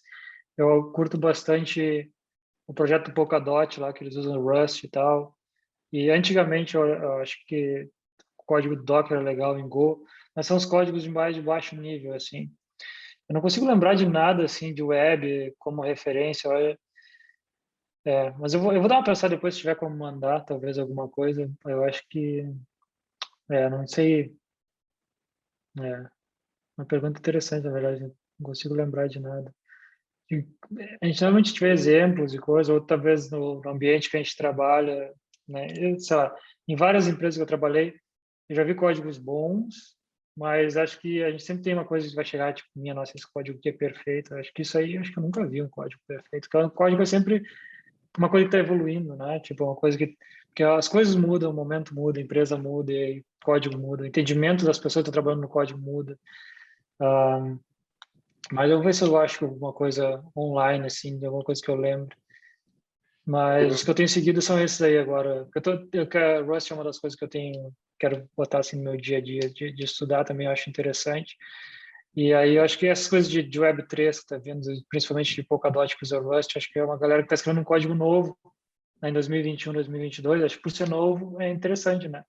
Mas o resto dos projetos, cara, de Node, assim, tu olha o código sei lá, do Express e tal, sei lá, uma maçaroca, né? É simples de entender, mas não tem nada demais lá. Não tem... Era isso que eu ia comentar, que um dos seus vídeos você fala sobre middleware, né? Usando o Express como referência, se eu não me engano, né? E eu acho, tipo, eu acho assim, são códigos muito bons, mas eu acho que quem está procurando, né, que às vezes tu lê muito de, sei lá, arquitetura limpa, as coisas, tu acha que vai lá e vai ver essas coisas, normalmente tu não vê, né? Porque essa é uma galera que abstraiu muito dessas coisas em um código na estrutura deles mesmo. Então, é um código simples de ler, mas é um código extremamente simples normalmente. Alguns deles são uns códigos feios, são mal escritos, mas a maioria são códigos simples, sem muito das coisas que a gente vai falar, assim, porque elas são meio que abstraídas, né? E aí é o que tende a ser na vida real mesmo, né? Em empresas também, tipo, tu vai abstraindo coisas e meio que faz a tua estrutura baseada em várias outras estruturas, né? Então, Perfeito. Bom, cara, a hora que você quiser dar uma respirada também, que a gente está Não, tô de boa, tô tomando água aqui, tô tranquilo. metralhando aí de perguntas e tal. Não, Sei tô de que boa. você falou que você ainda está com energia, né? Não trabalhou ainda, mas chegar no trabalho lá, nossa, o que aconteceu, cara? Não, tá tranquilo, tá de boa. Beleza, então, ó, Deixa eu vamos mover o ar-condicionado. Tranquilo. João, acho que você levantou a mão primeiro, eu vou pedir para abrir seu microfone aí. Aí, tá dando para me escutar? Tá dando Sim, tranquilo? Sim. Tranquilo. A minha pergunta é um pouco difícil, junta ali mais ou menos 3 perguntas, mas são bem curtinhas.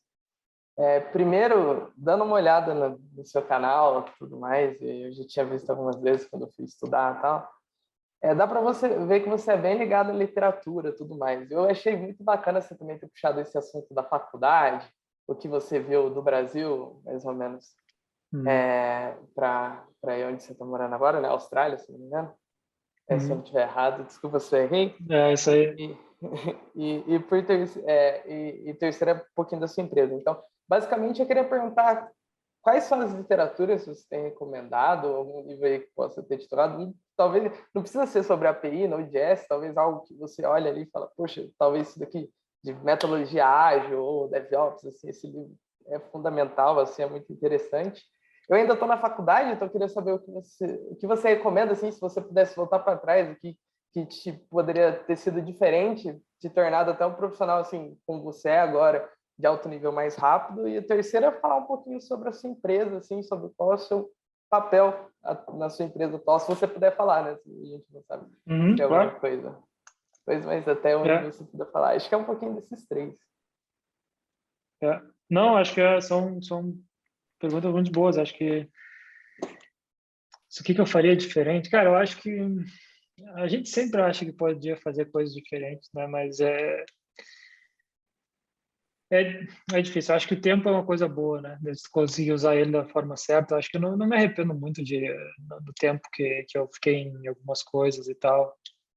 Eu acho que se eu pudesse voltar, eu acho que eu demorei para aprender a aprender, eu acho, né? Demorou, porque como eu comecei a trabalhar, eu já tinha conhecimento em desenvolvimento e tal, antes de começar a trabalhar e antes da faculdade. Então, de meio que fazer as coisas e fazer acontecer, e na faculdade também foi assim. E meus primeiros empregos, tipo, em agência digital, que realmente importa é fazer acontecer as coisas. Então, acho que demorou um tempo para me aprender a aprender, né? Daí, quando eu comecei a entrar em empresas de produto e tal, que eu conseguia ver, assim, de cara, tem que manter isso aqui por vários anos, aí tu começa a pensar, cara, tem que realmente entender o que eu estou fazendo, né? Aí acho que teve essa coisa de voltar atrás e tentar entender mais as coisas. Então, acho que o que eu faria diferente, principalmente, era isso, tentar aprender a aprender do início, sabe? Que é a coisa assim de tipo, quando tu vai fazer algo, sabe? Aquela coisa funciona ou não funciona, tentar entender o porquê de aquilo ali aconteceu daquela maneira, sabe? Tipo, ir a fundo de tipo, quando tu vai quando tu vai tentar, vai fazer algo novo, né? Aquela discussão que a gente teve bem lá no início, né? Que foi a pergunta de como que eu sabia dos módulos Node, como eu faço para entender coisas, é tipo tentar filtrar o que tu acha que é importante e do que tu acha que é importante ir a fundo naquilo ali, sabe? E, tipo, dar tempo para aquilo ali, sabe? Tipo, as coisas não são fáceis de aprender, assim, normalmente leva tempo, sabe? Uma coisa que tem que botar no teu dia a dia e te tornar aquilo ali parte do teu dia a dia. Então, por exemplo, teste, por exemplo, é uma coisa chata de aprender, não é fácil porque tu lê e tal, não é? Então, tipo, para mim, o teste foi o que realmente ajudou, foi ter alguém que sabia bastante, meio que pareando comigo, me ensinando coisas, aí eu perguntava para a pessoa, mas, tipo, eu tinha dúvidas na minha cabeça, pô, como é que funciona tal coisa, como é que eu faço tal coisa, aí eu perguntando para essa pessoa. Então, tipo, meio que, em vez de tu desistir de algumas coisas porque elas são difíceis, mas sabe que é importante, tu tentar, beleza, eu vou tentar ir a fundo nisso aqui. Meio que faz um plano ali, vai indo devagar, dá tempo ao tempo, né? Não adianta tu tentar botar pressão, tipo, tem que saber isso agora, né? Às vezes a gente entra num emprego novo, isso acontece direto, tu entra num emprego novo, tem uma coisa nova para fazer, aí tu vê várias coisas novas, tu pensa, cara, tem que saber isso aqui tudo agora, tem que fazer tudo. Tipo, não dá, sabe? É, tipo, dá tempo ao tempo, seleciona algumas coisas e vai tornando elas parte da tua rotina. Tipo, começa a seguir elas, acompanhar elas e aí o conhecimento vai vindo, né? Tipo, até que tu chega meio que no fundamento das coisas, né? Daí vai facilitando.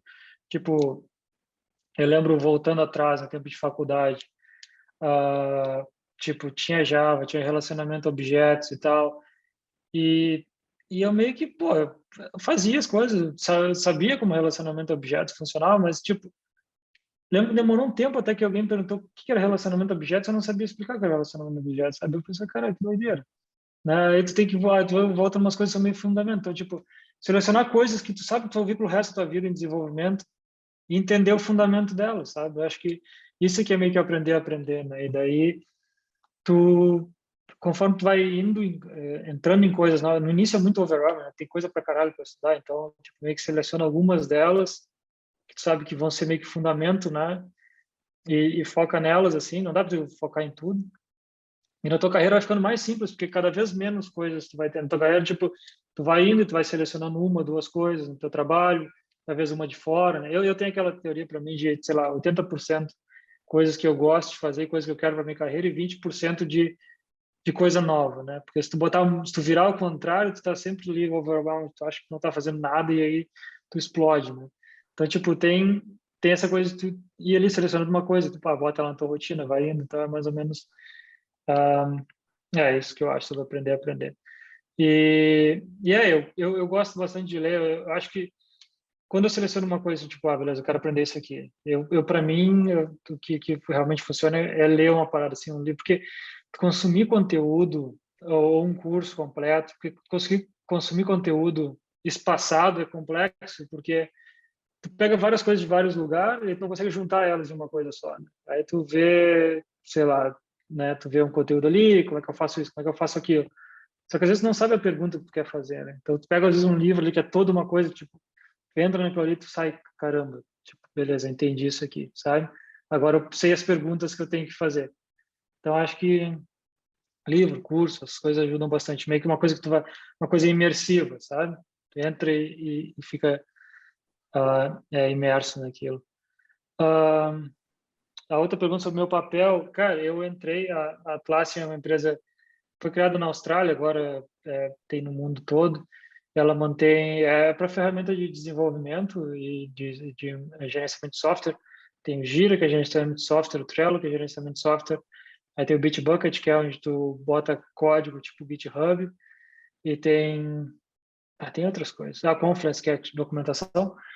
E eu entrei, na verdade, aqui como líder de time, né, como team lead, eu fiquei 1 ano e meio como team lead, depois mudei para sênior. E aí, cara, o que eu venho fazendo é mais ou menos liderança técnica, né?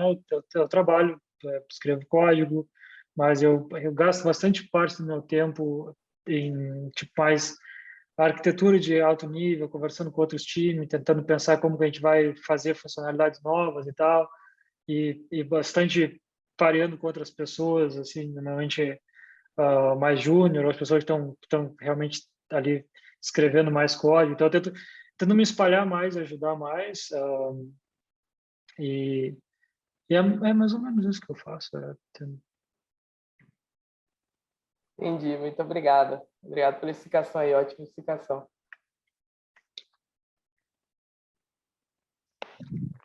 Pedindo de indicação de livro, né? Depois eu mando algumas ali que eu acho que é interessante no momento que tu tá, né? Me chama no LinkedIn depois lá que eu te mando. Beleza. Bom, Youssef. Opa. É uma dúvida, na verdade, seguindo essa parte aí de mercado, carreira e tudo mais.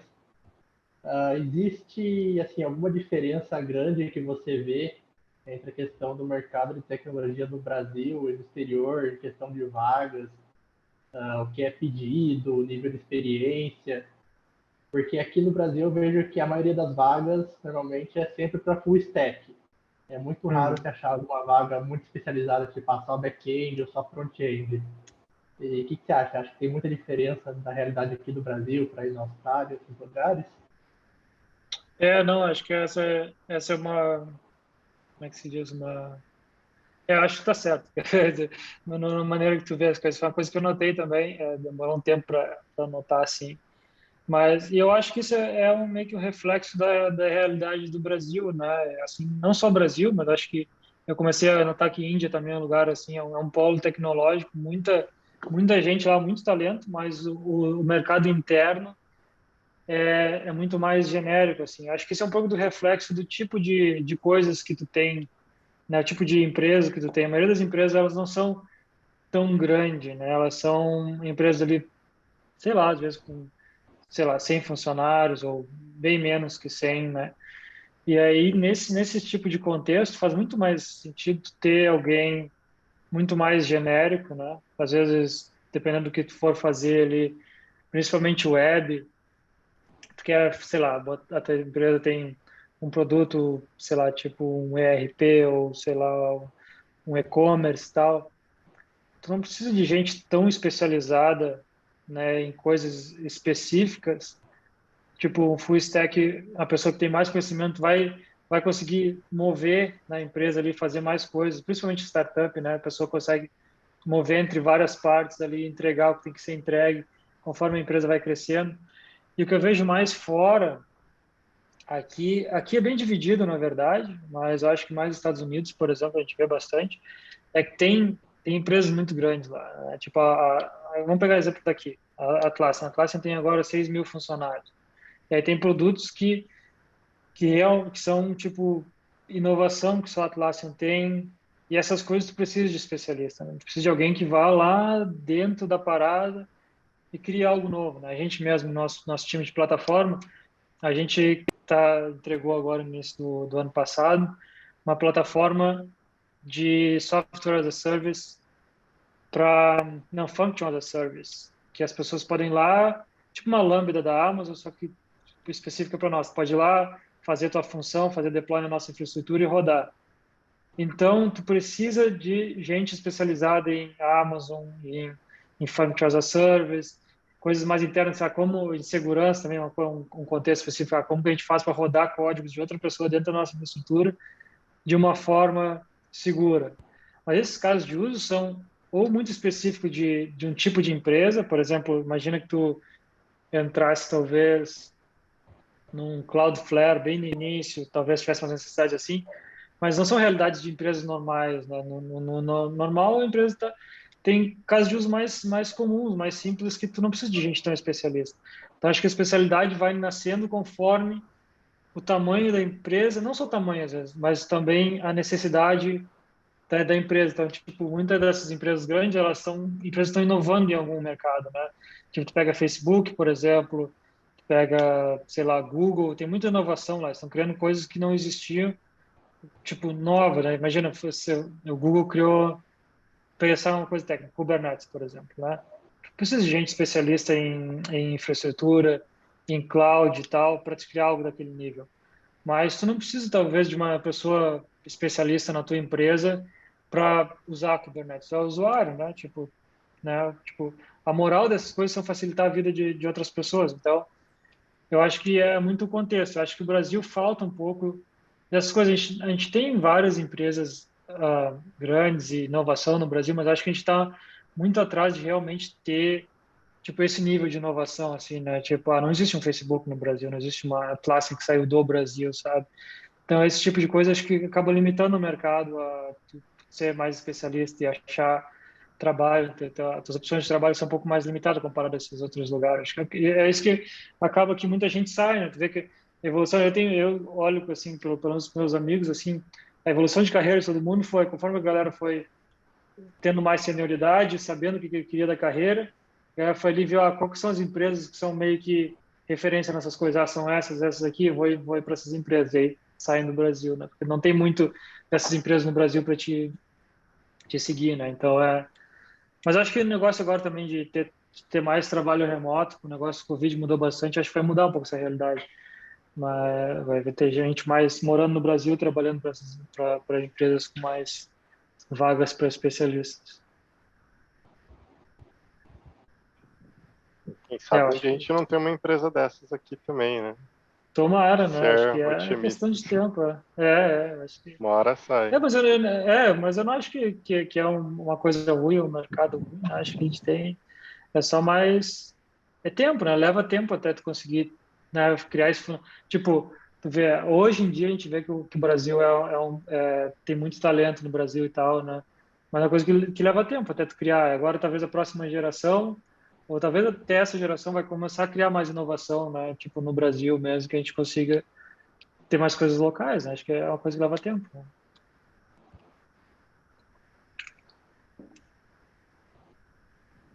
Isso. Opa, respondeu bem. Desculpa aí, só continuando rapidinho. Uma coisa que eu fiquei meio curioso só para complementar a pergunta, quando você chegou a fazer entrevista aí, né? Na empresa que você está, ou não? Tem Sim, alguma sim. coisa que você percebeu de diferença entre uma entrevista aí e uma entrevista aqui no Brasil? Assim, tirando em inglês, né? Eu digo em questão Sim, técnica, em ou de inglês, soft né? skills. Ah, não, cara, eu acho que na verdade, assim, eu sempre falo que de entrevista, eu acho que o melhor processo de entrevista que eu fiz até hoje foi da ThoughtWorks no Brasil, porque eu trabalhava lá, né? Acho que é um dos mais interessantes. Aqui eu acho que foi ok, não teve nada demais. Foi parte técnica, depois conversar sobre management mesmo, sobre como tu lida com entrega, esse tipo de coisa. Mas nada fora do normal, assim.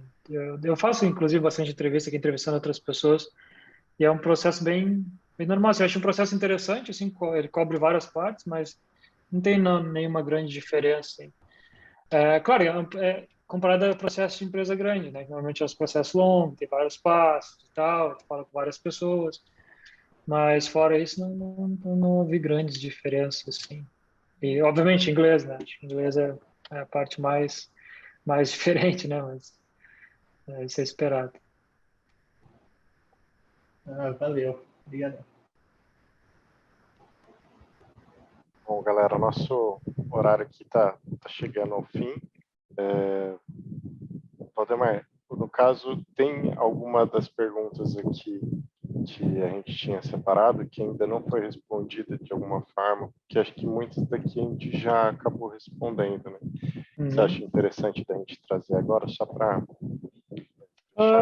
Eu acho que tem uma que eu acho que é interessante, que eu vejo muita gente falar sobre isso, que é sobre observabilidade lá em API, sobre como visualizar logs, que é algo que eu tenho visto isso, assim, que é uma das partes que eu provavelmente quero começar a falar um pouco no meu canal, talvez esse ano, que falta conteúdo, é tipo, o que é observabilidade e tipo, como que a gente faz isso, né? E eu acho que deixar pelo menos algumas coisas para vocês pensarem, assim, quando tu define uma API ou algo assim, não só uma API, mas tu tem a tua aplicação lá, tu parar para pensar assim, beleza, quais que são as métricas que eu tenho que colher daqui para ter algo útil, né?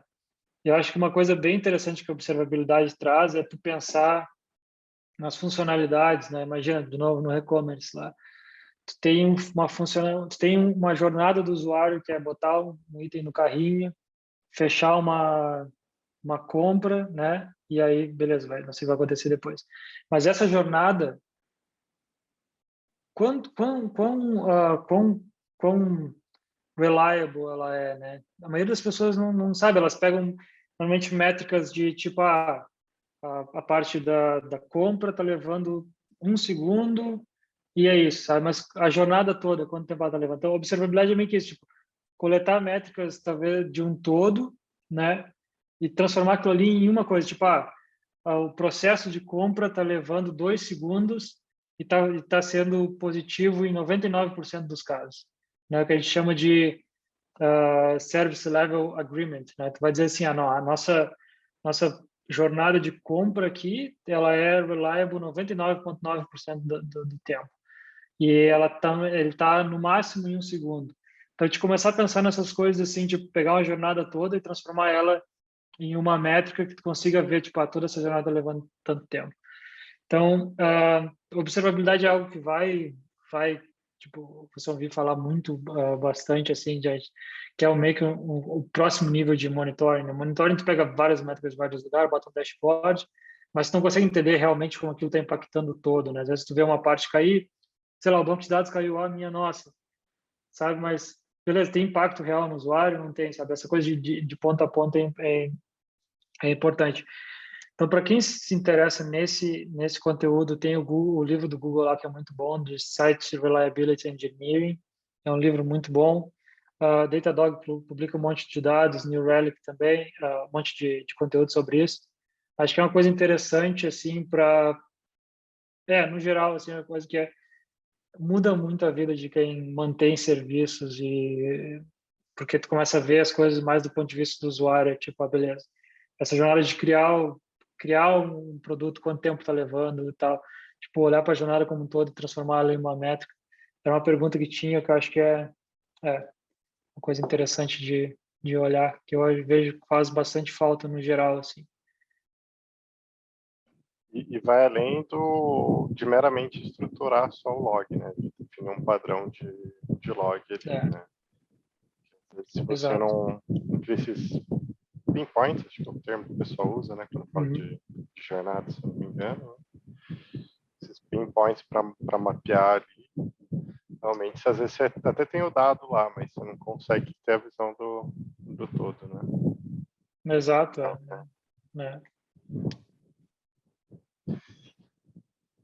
Beleza. Bom, galera, agradeço aí a presença de todos. Se vocês estiverem livre aí, quiserem continuar trocando ideia aí sobre desenvolvimento, APIs, a gente vai continuar. Mas como a gente tinha definido esse horário aí, imagino que alguns aí tentam compromisso, fique à vontade aí para sair. Espero aí que tenham gostado. E quem quiser também pode me chamar no LinkedIn lá, tô disponível, pode. É Valdemar Neto, é fácil de achar. Perfeito. Muitíssimo obrigado, Valdemar. Foi das melhores conversas aí que a gente teve aí nos últimos tempos aí sobre desenvolvimento, APIs, testes. Realmente muito agregador. Se inscreva lá no canal da Valdemar, né? Se inscrevam no canal, esse ano vai. E entre no Slack, lá também dei ideia de conteúdo. Tô pensando o que eu vou fazer esse ano. Mas é isso aí, galera. Valeu mesmo, valeu. Muito bom falar com vocês. E se tiver outra oportunidade, tô sempre disponível aí. Com certeza, cara.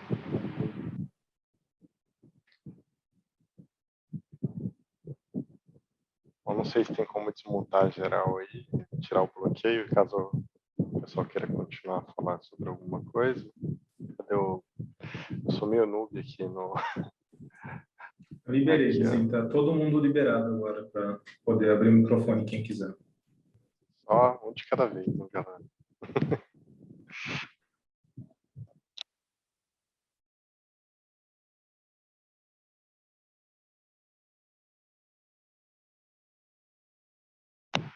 Não?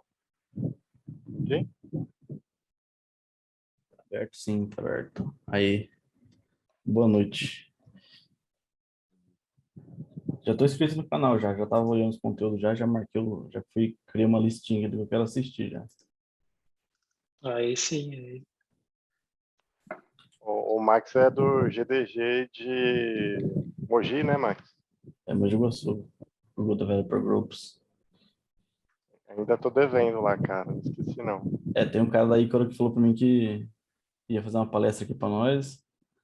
Esse cara sumiu, esse cara, velho. Eu tô brincando. Ele falou pra mim que tava corrido. Tá mais de boa agora? Agora acho que tá mais de boa, vou conseguir preparar alguma coisa, até eu te dou um toque. Show. O que é que tá rolando no tipo GDG? O que é que tá em alta do Google agora? Cara, dados. Dados só tanto que a gente fez o DevFest agora, né, que é o maior evento dos GDGs do Brasil, do mundo, né? E a gente faz sempre a pesquisa, né? O que mais o pessoal pede é machine learning, análise de data, BI, né? Python, R, Isso aí o pessoal pediu Caraca. disparado. Aí depois veio aparecendo, né? Front-end, back-end, esse tipo de coisa que é comum também. Mas sempre dados deu uma disparada. Nos outros anos sempre tecnologia web, sabe? Para desenvolvimento. Eu via muito Angular antes, né? Mas o público é bem eclético, sabe? Tem bastante gente começando, bastante gente avançado. Então, é meio que difícil, às vezes, você organizar essas palestras, né? Porque, como é bem eclético, aí a gente até começou a adotar, colocar no começo o nível, né? Da palestra, se é iniciante, intermediário, avançado. E como a gente tem a nossa base de dados, a gente acaba segmentando isso pelo interesse da pessoa, da tecnologia e também o nível que ela se interessa. Isso é Ó, legal, né? Tipo, meio que você tá a expectativa da galera. Vocês estavam comentando aí de machine learning. Já fazer uma recomendação também. Tinha um professor meu da faculdade, o nome dele é Rodrigo Melo. Ele é um cara que mexe bastante com essa parte de machine learning e tudo mais. Ele tem um canal no YouTube. É um canal pequenininho, chama ML4U, né? Tipo, ML4U. E ele lá programa em R e tudo, ensina como é que funciona diversos algoritmos de aprendizado de máquina, de inteligência artificial no geral. É bem legal. Hoje, atualmente, ele trabalha no Banco Itaú, lá como nessa parte de dados. E é muito bacana. Quem gosta aí, recomendo. Explica muito bem também. Legal. O Valdemar, Uhum. como que foi, cara, sair do Brasil, deixar tudo aqui, chegar aí na Austrália? Você tinha conhecido aí? Você tinha parente? Tinha alguém que já tinha feito essa trajetória? Como foi tomar essa decisão de sair fora da, tipo assim, porque parece muito legal a ideia de sair, mas quando você começa face to face com a mudança, deixar parente, deixar família, sabe? Como que foi essa mudança para você? Cara, eu acho que eu só fiz porque eu não pensei muito, eu acho, na verdade, do que ia acontecer. Sabe, eu acho que muita gente me pergunta sobre... Muita gente tem um sonho, acho, de sair do Brasil, né, e tal, e pergunta que... Cara, eu nunca tive realmente o sonho de sair do Brasil, assim, eu sempre achava legal conhecer outros lugares, né, ter, sei lá, uma condição de vida no Brasil de que eu conseguisse... eu quero ir num evento dos Estados Unidos, vou ficar lá, vou fazer, sei lá, Europa e tal. Mas daí apareceu a oportunidade aqui, né? Tinha um amigo meu que trabalhava em outra empresa, ele veio para cá, para Atlassian como arquiteto, e ele disse, pô, tem uns times aqui legal e tal, não pensa em fazer? Eu pensei, cara, vou fazer o processo, azar, vamos ver o que vai acontecer. Aí eu fiz, e aí passei, e vem a oferta, assim, tu pensa, caramba, sabe? Por que eu não vou fazer isso, azar? Vou fazer, né? E daí eu vim, sabe? Daí acho que eu comecei a pensar nas coisas depois, assim, né? Tipo, não liguei muito as coisas de família e tal, assim. Aí depois que eu tava aqui, comecei a ver, tipo, cara, pesa muito essa parte, assim, de família. Depende da pessoa, obviamente, né? De família, amigo, cultura, todas as coisas. Para mim, acho que pesa muito. Só isso aqui que a gente está tendo, assim, de conversar, de evento e tal, é uma coisa que eu já sinto falta aqui, né? Aqui é um ambiente muito menor, né? Ainda mais depois da pandemia, então tem muita coisa, né? Então, no Brasil eu sempre estava participando de evento e tal, e tem o negócio da cultura também, que é bem diferente, então, no Brasil, pô, tu trabalha na empresa e todo mundo já vira teu amigo no primeiro dia, umas coisas assim. Aqui é uma coisa que leva muito mais tempo, tem gente de vários lugares, né? Tipo, sei lá, tu pega meu time, por exemplo, a maioria das pessoas são, sei lá, de 20 pessoas, cada uma de um lugar diferente. É Rússia, é Ucrânia, China, sabe? Então, tu tem que estar sempre meio que te adaptando à cultura de cada um e tal. Então, tudo leva muito mais tempo, né? Os relacionamentos levam mais tempo e tal. E tu começa também a sentir, a ver o que realmente importa. Tu sente falta de família, tu vê o tempo passando, né? E o tempo passando para tua família, as coisas estão vivendo coisas lá que tu não tá vivendo. Então, tudo tem um peso, né? Acho que uma balança que é bem difícil, assim, então vai muito da pessoa. Eu acho que, eu sempre digo, cara, é uma experiência que vale a pena, que não tem como eu dizer se exatamente vai ser assim ou vai ser assado. Cada um tem uma experiência. Tem gente que, cara, eu tenho um amigo meu que veio para cá, ou outros lugares do mundo que nem pensam, sabe, em voltar para o Brasil, sabe? E eu não sei, sabe, não sei. Eu acho que não diria não nem sim. Acho que é uma coisa que, né, depende de tempo, não é tão simples quanto parece, mas eu acho que é uma experiência interessante, assim, para a carreira e tal, porque te puxa aí aprender mais inglês, né? Te puxa, te faz ver o mundo como uma coisa muito mais simples do que é. Normalmente, quando tu fica no mesmo contexto lá do contexto do Brasil, tu acha que o mundo é o Brasil. E as coisas que estão acontecendo lá são as coisas que são. Mas aí quando tu sai, tu vê, cara, não, as coisas são bem diferentes do que eu achei que era, sabe? Aí tu vê o Brasil como um país, tu vê a Austrália como um país, os Estados Unidos como um país. E eu acho que essas coisas são as coisas boas, né? Eu acho que então, e claro, tu conhecer um lugar novo, né? A qualidade de vida aqui é muito boa e tal, tem muita coisa positiva, por isso que eu tô aqui ainda, né? Mas não é um mar de rosas, você pensa, cara, olha, você do Brasil vai ser muito, muito foda, não, é complexo, depende muito da pessoa. Legal, legal. Eu perguntei exatamente por isso. A gente às vezes recebe palestrante lá que trabalha fora já tem bastante tempo, né? E a gente às vezes pega esse feedback igual, tipo assim, às vezes o cara começa a fazer a palestra e fala assim, cara, como é bom falar português, como é bom estar escutando português, cara. Nossa, É, que saudade que eu tava de falar português. exato, cara, quando tu não é a tua língua nativa, claro que tem pessoas que são quase nativas, mas é uma coisa que leva tempo para te chegar lá, né? Mas quando não é assim, tipo, toda vez que tu vai falar ou tu vai fazer alguma coisa, é meio que uma coisa séria, né? Tu te prepara para aquilo ali, né? Tu chega ali, pô, vou falar inglês agora com essas pessoas aqui, sabe? E aí tu meio que tá te preparando para aquilo ali, né? Mas em português não, tu chega ali, qualquer conversa, meio que pega o contexto das coisas, sai falando e, né, tipo, é natural, né? Tipo, tu vai na padaria, sai com 15 amigos, sabe? Que já é diferente, né? Tipo, tu vai, tudo meio que uma coisa séria, assim. Tu vai, sei lá, vai na padaria, fala com a pessoa da padaria, pô, tem que falar com a pessoa da padaria sobre alguma coisa aqui, sabe? Então, tudo é meio que uma coisa que tem que estar preparado para aquilo. E às vezes é cansando, né? Tipo, né? Eu tenho meu inglês meio ok, sabe? Mas eu acho que se eu tivesse que, sabe, conduzir uma parada séria no inglês, eu acho que eu ia dar tela azul, cara. Acho que é, é uma coisa que, cara, leva tempo. No início, no primeiro ano, me ficava meio bolado, assim, às vezes, que eu via que as pessoas eu não conseguia me expressar bem, ou as pessoas não entendiam e tal. Mas depois de um tempo, tu acha meio que como é que se diz? Um balanço entre azar das pessoas, tem que se virar um pouco também. E, tipo, tá bom, sabe? Sei lá, se a maioria das pessoas tá entendendo, tá bom. E aí, dali tu vai te acostumando com isso, né? Porque não tem... Cara, como eu falei, chegar ao nível nativo, assim, de falar, sabe? Leva muito tempo, ainda mais... Tipo, a não ser que tu estuda inglês desde pequeno, desde criança, né? Criança é muito mais fácil de aprender, mas depois leva muito tempo, né?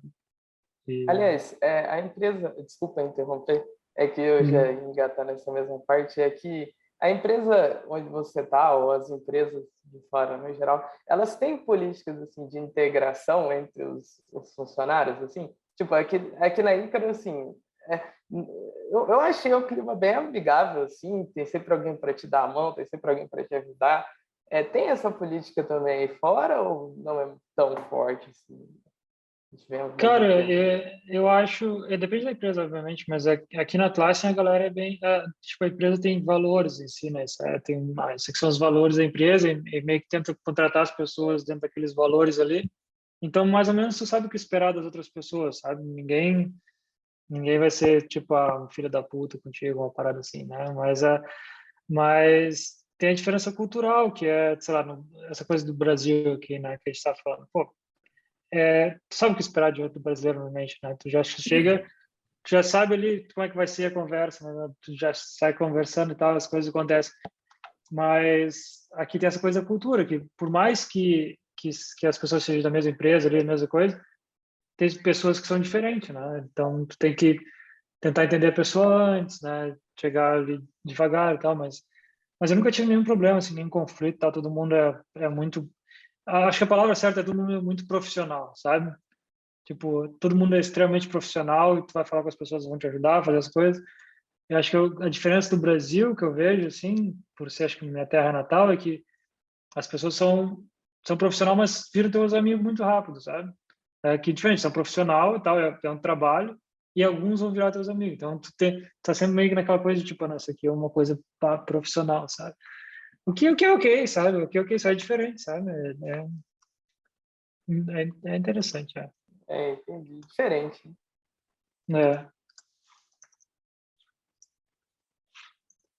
Bom, vou lá, galera, que tem que mover a roda do capitalismo aqui.